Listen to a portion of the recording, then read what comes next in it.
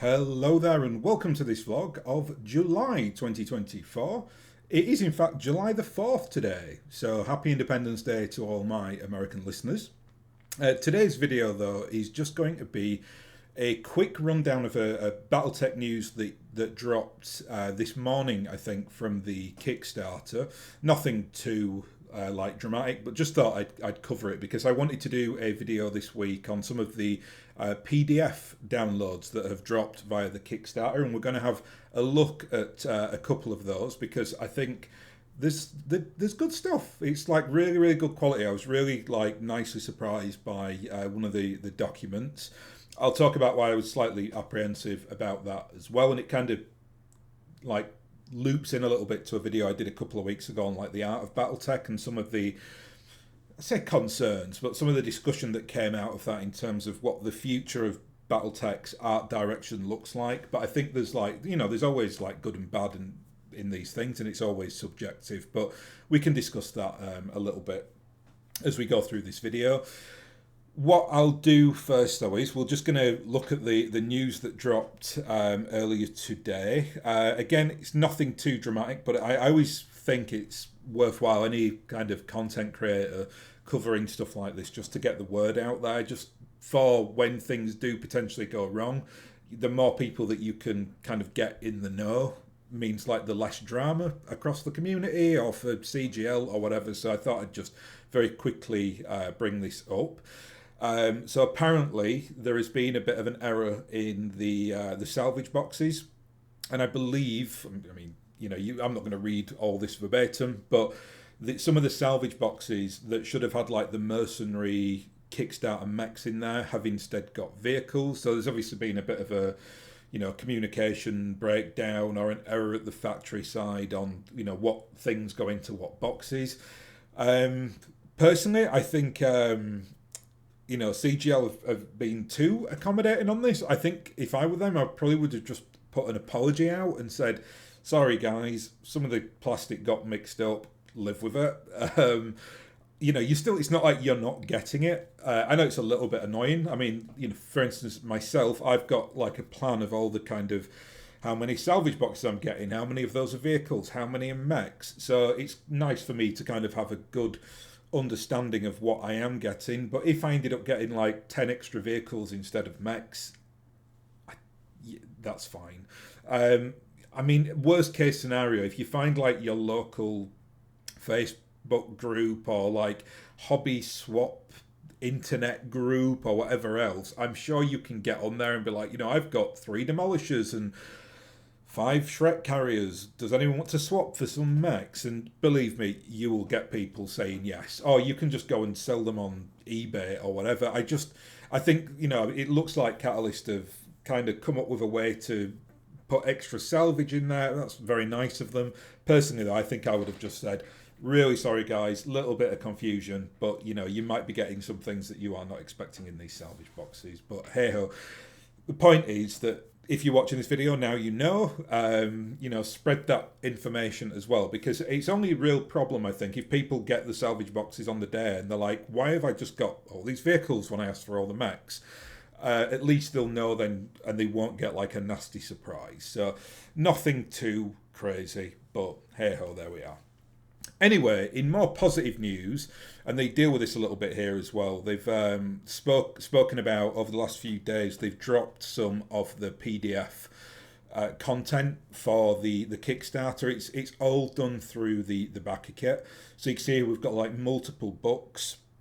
Some, I think, and I could be wrong here, but this Legends 2, which we're going to take a look at today, I want to say that I remember someone saying that was going to be a hard copy as well. It's like the Sun Tzu's The Art of War, which is like an annotated document by Jamie Wolfe. That's now available, but I'm almost certain that like we're getting that as a hard copy. But if I'm wrong, please correct me below. It's just something that's kind of in my memory. Same with the cookbook as well. I think we might be getting like a actual physical copy of the cookbook if you kind of went in at a certain level. I think maybe if you went in at regiment level, they've printed some of these out, but I'm not entirely sure. But I just think that those 3 they were in my mind as what we were getting as hard copies. There's then obviously lots of like novellas. Again, these are all available for download. I noted that they've got them in the, I can't remember what they call it. I don't really read digital books, to be honest. I like a hard copy book, but is it Mobi file or something like a .mobi? I can't remember the exact name of it. Where you've got like you can get it onto a Kindle, and then I think they've got like another version just like in regular Excel, so you can actually read it in the Excel, which is quite interesting.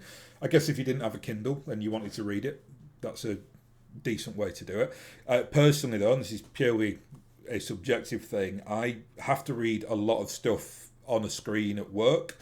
So the last thing I want to do if I'm reading a book is read it on a screen. So I've got a pretty nice, like, physical library of the books that I like. So I will always opt to try and get the physical copy, though sometimes that just isn't possible. Like, they sometimes just don't do them.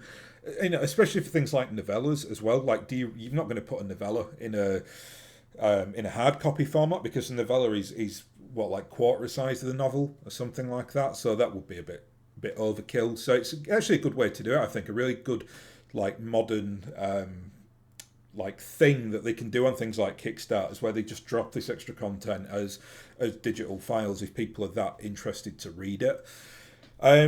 So let's get into it then. First of all, let me show you, because there seems to be so much confusion over this. If you go through like the comment pages on the Kickstarter, it's littered with people saying, how do I track my order or see what I've got? And I don't know if that's an issue with like CGL's communication on BattleTech. It's very hard for me to assess that, because I'm obviously, like, I'm quite embedded in like community things, right? Because I do this channel and I've got the DFA thing, and so I kind of just find out this stuff very, very easily. But I'm not sure if that's the same for just like a more general fan. And I don't know if they communicated it out, that well, that you need to kind of track it through BattleTech. I have to be very careful what I show on here, because there's so much of my like private data on this. But what I've done is, if you go into BattleTech, just go to BattleTech.com basically, and you create an account with the same account that you got the Kickstarter for, it will automatically find what they call your survey. And if you click on your little like profile page here, I mean, I don't have like a photo or anything, but you can do that. There's like a drop down menu which will bring you to like a your pledges and surveys tab. It's called something like that, which then brings you here. And what you are looking for, you can see there are 5 tabs here, but it's your surveys that you want. The terminologies they use are not great. I mean, calling it a survey, I mean, that to me is just, it's a Kickstarter. Right? I know that this is used for different things, but I think like generalist fans who are just not embroiled in like Kickstarter campaigns. I mean, I've not really done that many. I think I've done like maybe a dozen Kickstarters in my life. But you need to kind of, if they call them surveys, so there you go. So you can see now, if we click on your survey, it will bring here like the ones that are currently active. So this is my survey through my main account. I've got multiple like BattleTech accounts where I've got multiple Kickstarters, but this is my main Kickstarter. And it will give you here, it will give you the order status. So at the moment it is your address has been locked. Hopefully soon that turns to your order has been shipped. Fingers crossed. And then if you actually click onto the link there, it will bring you kind of into the back end. In that back end, it will show you your full order. It will kind of give all your address details. And importantly for this video, it will give you a big button to click on Kickstarter downloads. That's where Catalyst are putting all their content. So you can go into that and you can just download it as easily as you download, like any kind of document for online. So it will take like 30 seconds or something to get these like big PDFs, and maybe like 10 seconds to get the Word or the Excel or Mobi documents, maybe even less at that. I think they're really tiny little like documents in general. And then when you go into there again, it will just give you by date order. So I think at the moment there's maybe like 10 things to download. They've all dropped over the last couple of days, and over the next like few weeks, no doubt they'll start putting all the rest of the material on there. I think this time it looks a hell of a lot more organised than at the last Kickstarter, where there was a lot of like trepidation and complaining about them not delivering on like whether it was like digital content or I think in some cases some like hard copy content on things around the Kickstarter.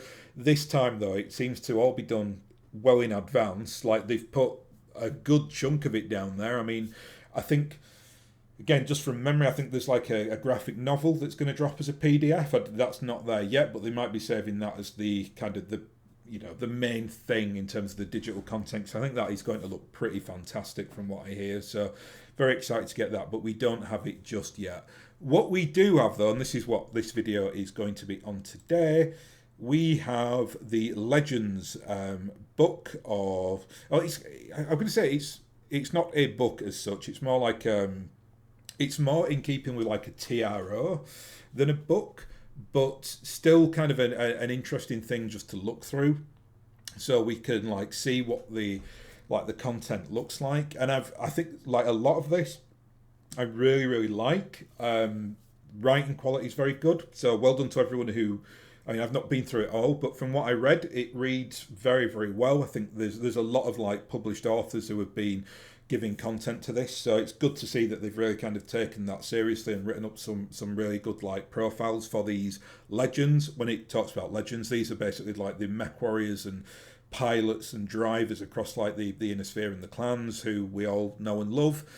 Some of them I am very familiar with, some of them not so familiar because it's in like areas that I don't really engage with in BattleTech, but generally speaking I think this is a really good document. Before I start kind of eulogising about some of the real positives here, I want to talk about one of the main negatives. And this is something that has come up quite a bit over the last couple of months because I've been speaking to, whether it's through this channel or just people in the community, I've been kind of just trying to gauge what people think about the modern artwork for BattleTech. And I think the picture here, the one that's directly in front of us of the Battlemaster, it really sums up my critique of everything that I don't like with modern BattleTech art. I will caveat that by saying that whoever did this, the artist that did it, did a fine job. It is a perfectly good, Battlemaster mid doing its Battlemaster thing, and lots of like dynamism going on. What I'm talking about though is the style. And that's got nothing to do with the artist. The artist is commissioned to do a thing, right? So let's separate the talent of the artist away from anything that I'm going to say here. That image is incredibly boring to me. I don't like the font. I don't like the colour scheme. I don't like I just don't like it. It doesn't convey to me anything of the interest or the uniqueness that BattleTech is.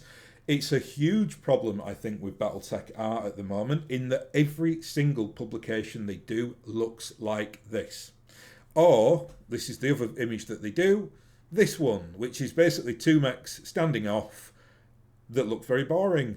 I'm not saying I don't necessarily want like action-packed madness or anything like that. There's just no character and no life to this at all. It looks dull to me. Again, nothing to do with the artist, everything to do with the people that are commissioning the art. See that same font again, the same like bland greens and blues. It just does nothing to scream at me that this is of interest or something that you want to engage with, which I find incredibly sad because the content herein is actually very good.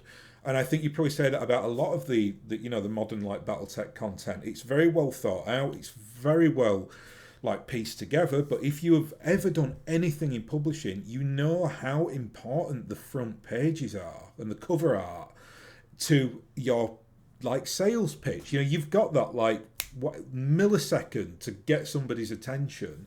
And when I think about like old BattleTech art, where as derpy as some of it was, it absolutely got your attention. I mean, I remember like one that I don't think I own this one, but it's something I remember seeing when I was a kid, and it's one of the like Wolf's Dragoons books, and it's like I think it's like Jamie Wolf and it might be Natasha Kerensky, it could be another like female member of the Wolf's Dragoons, and they're kind of like there's like mechs on the picture that I remember, and them two are like almost like playing a game of like digital chess, but it's not chess, it's obviously like strategy in terms of like them moving pieces around the board of the inner sphere because they're such an impact. and it really like straight away I was like, what's going on there? Right, like what that image is interesting. It captures my attention. The characters, and that's something I think that BattleTech really misses out on in terms of its modern stuff. They don't document the characters enough. This document actually does when we get down into it. But I think like they really miss a trick by stripping out a lot of the kind of interpersonal, weird and wonderful stuff in BattleTech, and they replace it with these really like acidine, boring images of. This is a Kodiak, and I think that's an Uller there. I know the Kodiak is this like cool OP mech, and but it's just there's nothing happening. There's no character there. It's like if I am not a fan of BattleTech, I don't know what that image means. Like I know, like subjectively that Uller is toast, right? Like it's gonna get absolutely squished. So there's an emotional element to that extent, but I don't know just from looking at that the Kodiak is this like insanely, powerful mech, or the person that's like piloting that Kodiak, or what force is targeting that, or he's piloting that, or why this tiny little Uller is going up against this monster. Like there are ways that you can do it that you have to kind of think outside the box a little bit to draw people in, and these images just do not draw me in. And I am a BattleTech fanatic, right? Like mechs, if I'm not painting mechs or drawing up army lists for mechs, I'm thinking about mechs, right? Like I love BattleTech, I love the mechs therein, but this imagery, and I'm trying to separate myself out from my kind of knowledge and understanding of the IP, just does nothing for me. Like if I see this on a shelf, it's lost. And I think it's something that CGL have to be really, really careful with, that they're kind of unwittingly taking a lot of the character out of BattleTech, which I just find very, very sad. I think they'd be far better really like finding or briefing in their artists to say, look, this is the story, this is what we kind of want to convey, go and deliver something for us that captures people's imagination. This looks to me like briefed into an inch of its life. It's like, right, I want a Kodiak stood like front on so you can see this big Kodiak, and then I want an Uller looking timid, like a little frail tree in front. Like you never ever do that when you are briefing an artist. I've briefed artists all the time at work. I work across like loads of different social media channels and across like lots of like PR functions and marcoms and things like that. And I work with artists and creative people a lot, and what you give them is you give them something to trigger their creativity. This is clearly not triggered creativity. This is very like structured, very like what I'd call mediocre, like by the numbers like art, which is going to be problematic for BattleTech because they are going up against these some like even smaller companies whose artwork is just brilliant and so like interesting and fun in terms of like tabletop wargaming. I could cite a dozen examples that I've seen. The one that just comes into my head right away is Blood Bowl. I think if BattleTech had any sense really, they'd go and buy all the the guys at CGL go and buy all the Blood Bowl books and look at the art in those big books and how amazing it is. And this was for Games Workshop. Blood Bowl is one of their like very small IPs.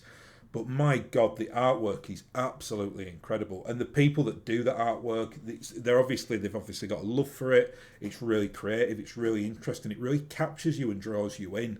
And BattleTech, I think, desperately needs to get back to that. So rant over, and I'm not saying that really is a complaining, moaning factor. I want them to fix it, and I know they can because we've got some of the best artists around. Lots of great artists love BattleTech, so find those artists and get the best out of them creatively. Anyway, let's swing to positive now because this document is actually very, very good and very interesting.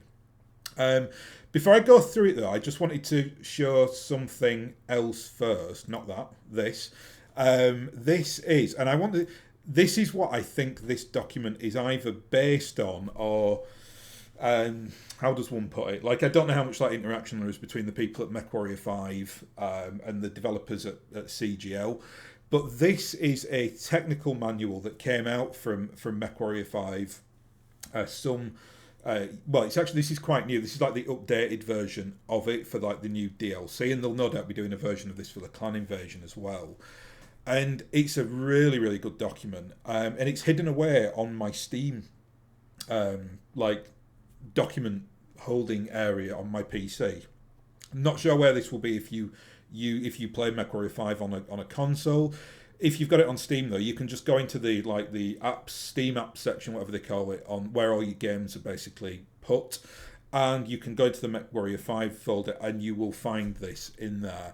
And it's just this like gorgeous document. I mean, talk about like interesting art. Things like that. That to me is far more interesting. These like two ravens looking proudly up at the sky. That conveys a much better message to me than that.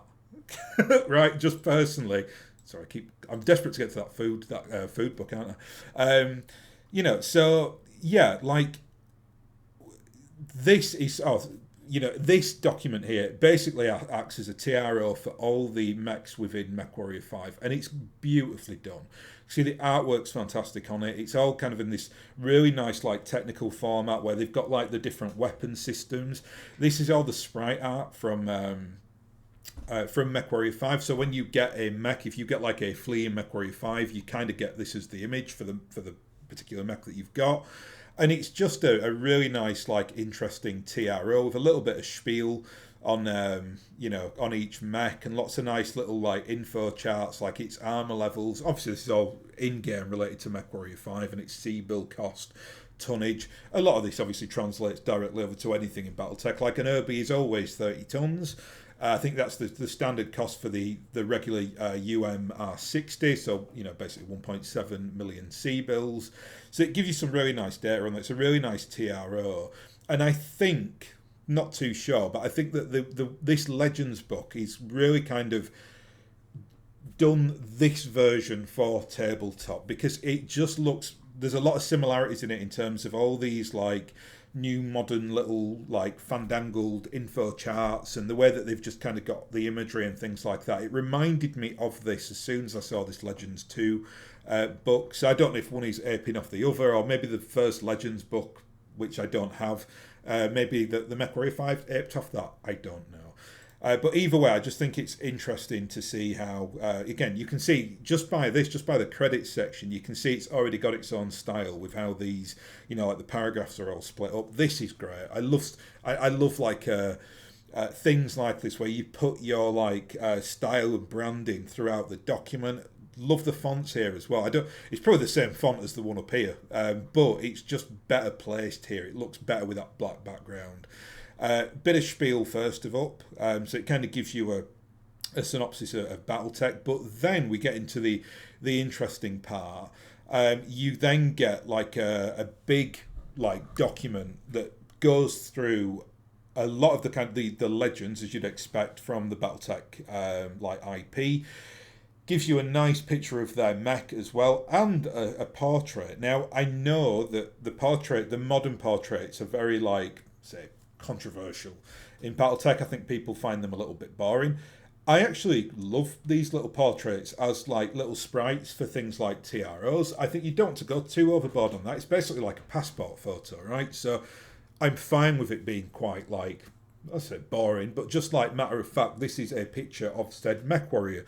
I'm absolutely fine with that. I think obviously you can get more dynamic with it. Like if you're doing said MechWarrior in a certain scenario with his friends or his enemies or her friends or her enemies, then then you get more creative with it, and you can kind of go back to kind of the origins of BattleTech and how they used to do things on the art. I think that's a really like good thing to see.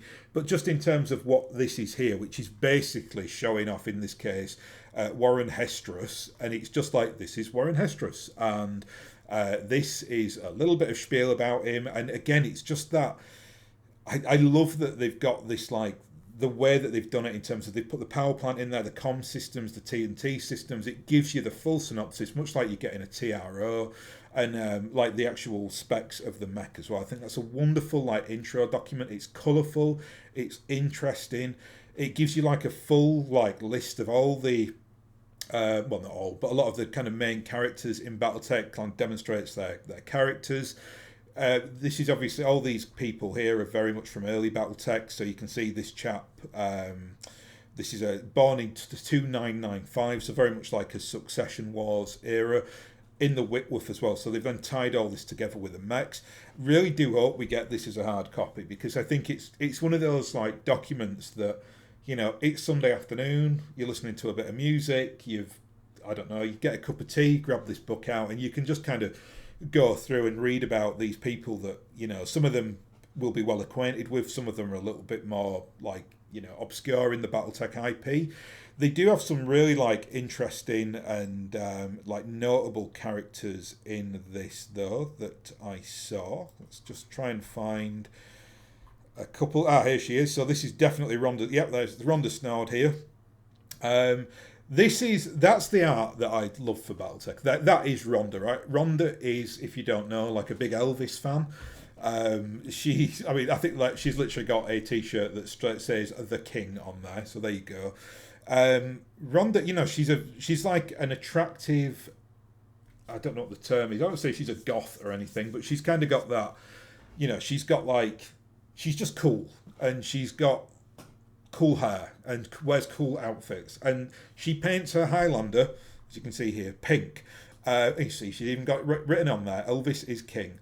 Very much of its time, in that, the people that wrote for Rhonda Snowd were all like kids from the 60s and 50s, so they will have grown up in in that like era. So now it's slightly dated, but again, just in terms of where BattleTech comes from, I'm more than happy with that. I love it as well that they've kind of actually got her mech correct in this one, so she's in the 732B.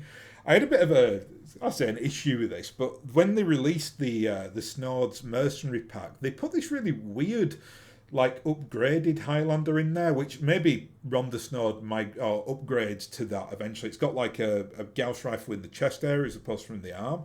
But I always just assumed that Rhonda piloted a Star League era Highlander, ergo this one, the 732B.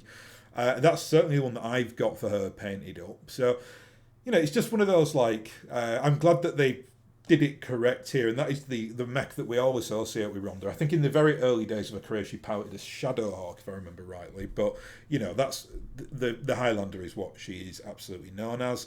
There's loads of, absolutely, I'm not going to go through this, it would take forever. But there are like plenty of like very, very famous, this is, Katrina Steiner here, one of my absolute heroes in BattleTech. I still to this day say that she is the most important character in BattleTech. And she's got like, she is a notable mech warrior as well. She has the 6R Warhammer. Again, love this artwork. I don't want to, what I said earlier, my complaint was the cover art. Like, if you put this on the cover art, it would be boring. Within the TRO though, and in this like, with this like weird background that they've got, and it's like this weird triangle, I don't even know what you call it, like a triangle weave. Looks great. Like, so much time has been put into this like formatting, and even how they've built all the copy around the image.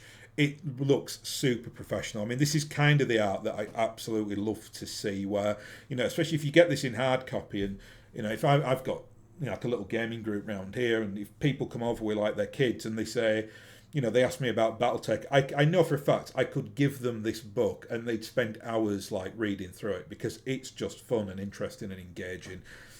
Probably have to replace the front page, or the cover, but actually internally some of this art is glorious. Wolverine there, we got Lawrence Hellman Nelson. So yeah, it just goes on, and it's just a really great, it's just absolutely great. Oh look, we've got Lady Death there, Paula Traveline. She's a pirate, isn't she, from the Tortuga Dominion? See, that's that artwork as well. Like, that's an updated picture of Paula, which is great to see, and it is interesting that I do find that, like, I know people are critical of this and think it's all a bit like of a boring like standard. I don't agree. I think just for like showing what she is, that conveys a real message. It's part of my theory that the clans are all just glorified pirates anyway, and these were pirates way before the clans rocked up in the inner sphere. So look how she's dressing. She's even got the silly facial tattoos, so very clan-like. Yeah, she got the Orion. I think she also pirates a Banshee as well. Yeah, she does. Lady Red the Banshee. Yeah, it's like a Tortuga Dominion thing I remember from years ago, and just great. Like I said, there's not much more to say really, other than they do have vehicles in here as well. So you can see there were like pilots for there we are for the Shillong fighter. So yeah, I'm going to say that has to be Tyra Myraberg, right? The lady that basically ended the clan invasion. Great, that's great. I see, I love that. I think that conveys like real emotional resonance with that character, right? Yeah, Myra was like very, very intense. Sorry, Tyra Myraberg. And it's yeah, it's just like I said. What I don't want to see is just boring. Like that's got a color scheme. It looks like somebody interesting. She's got like she looks like a character as opposed to I think some of the other artwork that they've done on this. It looks like very very standardized. I think they've kind of taken a hint on that and moved away from it and done something a lot more interesting with this book, which is all we can ask for is that they then act as we suggest they do, because I think usually the community know what they want and how we want it like conveyed to us. So again, here is the Italian stallion himself, Marcus Giovanni in his Caesar. So all these it's a really really great document. Like kudos to everyone. I've read a few of these things as well, and they're really really well done. I mean, look at this guy, right? Look at this big fellow, Paul Moon. There you are, yeah. So yeah, can't really speak too highly of it. It's 2 documents. This is absolutely massive. I mean, we've got 102 pages on the second document, 76 on the first. I do think there's a story at the end. I think, I'm sure I saw some like heavy copy at the back end of this. Oh, maybe not. Might be something else I was looking at. No, it looks like it's actually just all the. I mean, that is. You're talking like 160 like profiles here. That is incredible. I mean, that is some effort as well for the artist to go and like commission all this artwork. I mean, that is absolutely superb. Like, absolutely top marks for the people that did this. It's actually, as I've been going through this video, I was already impressed when I saw it this morning. Now I am super impressed. Again, I feel like I'm contradicting myself because I talk about how I don't like standardization, but then the standardization within this document is brilliant. Yeah. I mean, I'm going to take, if it is a hard copy, which I desperately hope it is now. If not, I'm going to get this printed out in colour and get it like laminated and put it somewhere, because I think this is actually quite a special document. This is absolutely something that should have been done for the 40th year of BattleTech, which is what it is. So absolutely top marks for this document. Please, Catalyst, though, just make your cover art more interesting. That's all I ask. But apart from that, absolutely A stars all round for this bad boy. I mean, you could just read this and you would get such an insight into BattleTech as an IP. Absolutely glorious. Oh, there, Jeremiah Rose there. Lovely stuff. Anyway, I'm going to move on, otherwise I'm just going to film myself like talking over this for like hours and hours. Finally, then, let's just have a look at the other document that came out, which I've already clicked into. This is the Art of Food, which I think's they've done this as almost like a tongue-in-cheek thing, because they've also released like the Art of War, which is the obviously the Sun Tzu very famous document or manuscript. It was published, thousands of years ago, I think now. So the Art of Food. I'm a pretty keen cook. I'm quite a good cook, but only for Italian food. I am half Italian, so I can knock out a mean melanzane parmesan, right? So like I know how to cook Italian food. This food here is very very like American, right, to me, but I mean I'm still going to try some of them because some of it looks really interesting. But it's like, there's burgers in there. I mean, they're all kind of named after amusing BattleTech things like clan cakes. It's good. I mean, it's one of those things that I love when they put something a little bit interesting and a bit derpy as well. It's almost like a side project that they can like run and just kind of, it's like a little keepsake thing. I'm sure some people will kind of get this and be like, what the hell? But for me personally, as quite a keen baker and cook, I was actually downstairs very early this morning cooking scones or scones, however you pronounce that. So, I'll definitely try some of these out. They also look like they've got some bread recipes in here, and I do love baking bread. Here we are. So we've got rye bread, almond bread. Ooh, that looks. Ooh, might have to try that one. French bread. I actually make my own French bread, but tortillas. So this is again. What has it got to do with BattleTech? Pretty much nothing. But if you like to cook, then look at this stuff. I've not been through all this yet. A menu for the wedding of Hans Devin and Melissa Steiner. That's lovely. Yeah, that's brilliant. Yeah, again, it's one of those documents that you can take it or leave it. Personally, though, I think little things like that are very charming and nice, and you'll get it and you'll have a little smile and you can flick through it and maybe make one of these burgers or chicken wraps or whatever else is in there. Anyway, I'm going to leave it there because that's all I wanted to cover today. Just go through a couple of those PDFs, give a little bit of a news update on the Kickstarter. In terms of news for the shipping, I believe some people have now actually got their orders. I certainly haven't, but then again, I don't expect mine for quite a while yet. I'm yet to see like a cascade of people saying, "Oh, I've got all my delivery or whatever." I've seen a couple of people post photos about it. It's looking like it was smaller orders, so I don't know. Maybe they picked like 5% of the American orders on the lower level, where they don't have to pick massive amounts just to do some like system testing on. That's probably what I would have done. That seems quite wise. My orders obviously range from the very big to relatively small because I've got like several Kickstarters on the go. None of them have yet gone out, so I'll put that as a bit of a public service announcement. That's I've got a few out in North America. I've got the only continent I don't have anything is Asia or Australia or Australasia. But I've got them like a few in Europe, a few across North America, and I know that not even my North American ones have gone yet. So still kind of pending. What I would say though is that I think the shipping is going to be really quite quick on this one. I think like you'll get your notification. I'm guessing then, just from seeing the experience of the people that have had it sent out, you might get it within like 3 to 5 days. Again, if you don't have that Backer Kit site set up, go and get that. It will tell you when they've shipped it. If as well they start announcing who the delivery companies are, so presuming it'll be someone like, is it DHL or, well, there's loads across the world.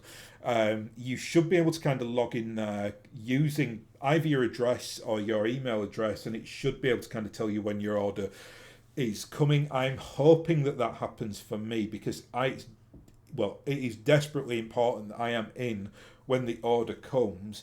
I think if I'm at work, what I'm going to do is I'm just going to leave like my driveway open and just put a big sign on the door saying put package here like next to my garage, because it's going to be pretty massive, I think. And I think a lot of people are going to have that issue as well, and it's just one of those, especially like British weather, it might get rained on all day, and I need to do like a Kickstarter unboxing of this, which I'm hoping now the next video that you see from me will hopefully be me in the new extension doing the Kickstarter unboxing. So fingers crossed. I'm going to do like a salvage pack unboxing as well, because I'm going to be getting dozens, if not hundreds, of salvage boxes. I don't know how many I'm getting. It sounds as well like we can do a bit of a tester on my Kickstarter to see how many vehicle packs we get in the mercenary boxes. That'll be interesting to see. And then what the variety of the mechs is, because I remember in the last Kickstarter, and luckily this didn't happen to me, but it happened to some people, they ended up getting like 25 salvage boxes, and it was like 20 Mad Cats that they got, and like 5 dire wolves or something. So it's like they'd not mixed the orders up. So if you kind of got a certain batch, you just ended up getting like loads of one mech, which actually for me, I can always find space for a Timberwolf. Or a Mad Cat, but if it's like what you don't want is like 20 direwolves, like 20 assault mechs, that you're just never ever going to be able to use them like on tabletop really, because they're really quite powerful OP mechs that maybe a Foresight might have one of. Whereas, if you're talking about like Mad Cats, they're like really ubiquitous across BattleTech, but for both clans and then the Inner Sphere forces. So you can always place them. So I know it's luck of the draw, but it's always nice, I think, if you just get a mad variety and it's just as eclectic as possible. I think that's really what people want when they get the Salvage packs. Anyway, I'm going to leave that here. We're gearing up now, so get your excitement on, because the Kickstarters should be with us, I think, over the next, guessing 3 to 6 weeks. If any news drops, I'll obviously list it on here, so keep an eye out for that. And I will then thank you very much for watching, and I'll hopefully catch you again next time.